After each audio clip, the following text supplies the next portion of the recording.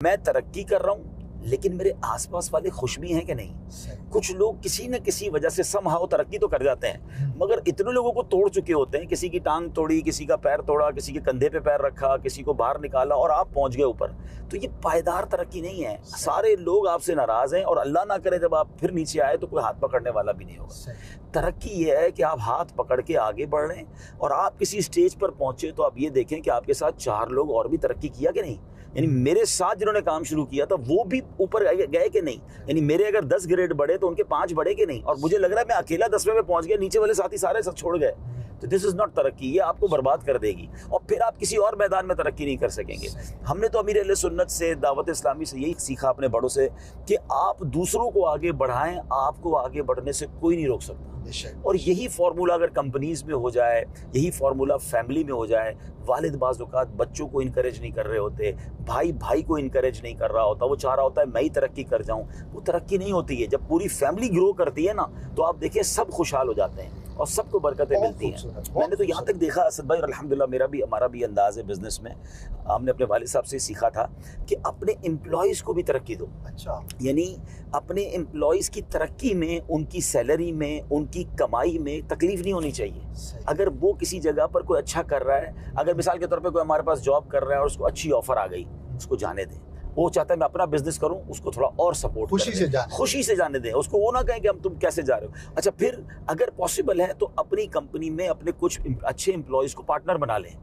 तो अब देखिए मैंने एक चीज़ सीखी है, दिल चाहिए। हाँ, मैं अल्हम्दुलिल्लाह हमारी ट्रैवल में ऐसा हम करते हैं। मैं इसकी वजह बताता हूँ। देखिए 2 चीज़ें होती हैं, एम्प्लॉय होता है, पार्टनर होता है। जब एम्प्लॉय को ये पता चल गया ना कि इस कंपनी की तरक्की में मेरा भी भला है, तो अब आप सोए हुए होंगे, वो काम कर रहा होगा, वो आपको जगा के रखेगा, वो जगा के ये हो रहा है और ये करें। अच्छा, उससे फायदा क्या होगा, जैसे हम जैसे लोग हैं, मुझे कई लोग मिलते हैं, चले ये एक फार्मूला काम आएगा कि जो लोग चाहते हैं कि अपने कमाए हुए पैसे से एंजॉय करें, अपने बिजनेस तो है लेकिन वो चाहते हैं ट्रैवल भी करें, लेकिन वो ट्रैवल नहीं कर पाते, वो फैमिली को टाइम नहीं लेगा, तो कहते हैं हमें बैठना पड़ता है बिजनेस पे।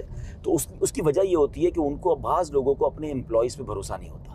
और जब अपने एम्प्लॉयज़ पे भरोसा नहीं तो उनको हर वक्त खुद प्रेजेंस, वो समझते हैं शटर भी मैं खोलूं और बंद भी मैं करूं। तो मुझे एक बात बताएं, फिर आपने जो पैसे कमाए उसको एंजॉय कब करेंगे? आप ट्रैवल कब करेंगे? मक्के मदीने कब जाएंगे? तो ट्रैवल ही नहीं करते। तो मेरे साथ कई बिजनेसमैन बैठे, मैंने उनको समझाया, मैंने कहा अच्छे एम्प्लॉयज़ रखें, अच्छा इंसेंटिव दें, उन पे भरोसा करें। 100 की जगह हो सकता है आप 70 कमाएंगे, मगर वो 30 आपने नहीं कमाए ना, उस 30 रुपए में आपने अपनी ज़िंदगी ले ली अपने हाथ में। अब आप एंजॉय करें, अब आप फ़ोन पर हैं, अब आप व्हाट्सएप पर हैं और सारी दुनिया ट्रैवल करें, बिजनेस आपके लोग करेंगे। तो आपने मुझे देखा होगा कि मैं कितने दिन ट्रैवल करता हूँ और मैं जाता भी हूँ ऑफिस पे तो आधा 1 घंटा चाय पीने जाता हूँ, लेकिन सारे काम अल्लाह की रहमत से हो रहे हैं। अच्छे लोग अल्लाह की बड़ी रहमत है। आपके साथ बहुत सारी चीजें देखने का मौका मिलता है और उसमें से एक ये चीज है, और इसी वजह से हजारे बंदा ज्यादा काम भी कर सकता है। वरना किसी ने एक मिसाल दी थी और बड़ी अच्छी थी, जो शख्स किसी पे भरोसा नहीं कर पाता और सारे काम खुद ही करने, तो ऐसा है कि उसने बहुत बड़ा महल बनाया और खुद चौकीदार बन के बैठ गया। बिल्कुल 100% सही मिसाल थी आपने। अब उसने महल को एंजॉय कब करना भाई, तुम खुद चौकीदार। क्या कमाल की एग्जांपल, बिल्कुल ऐसा हजारों लोगों की जिंदगी में। मैं नाम नहीं लेता शहर का वरना लोग पहचान जाएंगे। हमारे एक दोस्त हैं, उनका जनरल स्टोर है। अच्छा, असद भाई माशाल्लाह करोड़पति है, और मैं जब भी जाऊँ ना रात को 2-3 बजे भी, तो उनके जनरल स्टोर पर बैठे हूँ। अच्छा, मुझे बुलाते ही रात को 2 बजे थे कि आप हज़रत कभी आए ना चाहे, तो मैं कहा घर कब जाते हो? कहते हैं 4 बजे घर जाते हैं और सुबह से एक भाई आ जाता है। फिर मैंने एक बार इनको बुला लिया, मैंने कहा मुझे आपसे बात करनी है। बाल भी सफ़ेद होने लग गए थे। मैंने कहा ट्रैवल कितना किया? कहते ट्रैवल कहाँ से करें, काम ही इतना है। अच्छा, इतवार वाले दिन भी काम है। अब ये स्टोर वाले काम जो होते ना, मैंने कहा अल्लाह के बंदो इसलिए पैसे कमाए थे। तो बोले पॉसिबल कैसे? फिर मैंने उनको अपनी मिसालें दी। मैंने कहा अब थोड़ा सा प्लान करें। अच्छा, अब तो ये बातें तो मैं उस वक्त करता था जब ये सिस्टम कम आए थे, अब तो टेक्नोलॉजी इतनी आ गई है। अच्छा, अगर किसी को लग रहा होगा ये अब्दुल हबीब भाई का फार्मूला, ऐसा नहीं है। दुनिया के सारे बड़े बिजनेस, क्या मल्टीनेशनल कंपनियों का CEO हर ब्रांच पे जाके खड़ा होता है। 500 आउटलेट्स खुल गए फूड जो है वो चेन्स के, तो कौन मालिक कौन है पता ही नहीं है, सारा सिस्टम चला रहा है। तो यार इस पर खर्चा करें और अपने आप को इजी करें और फिर वो चौकीदारी से निकलें और उस महल के अंदर जाएं जो अल्लाह ने नेमतें दी हैं, उसको एंजॉय करें।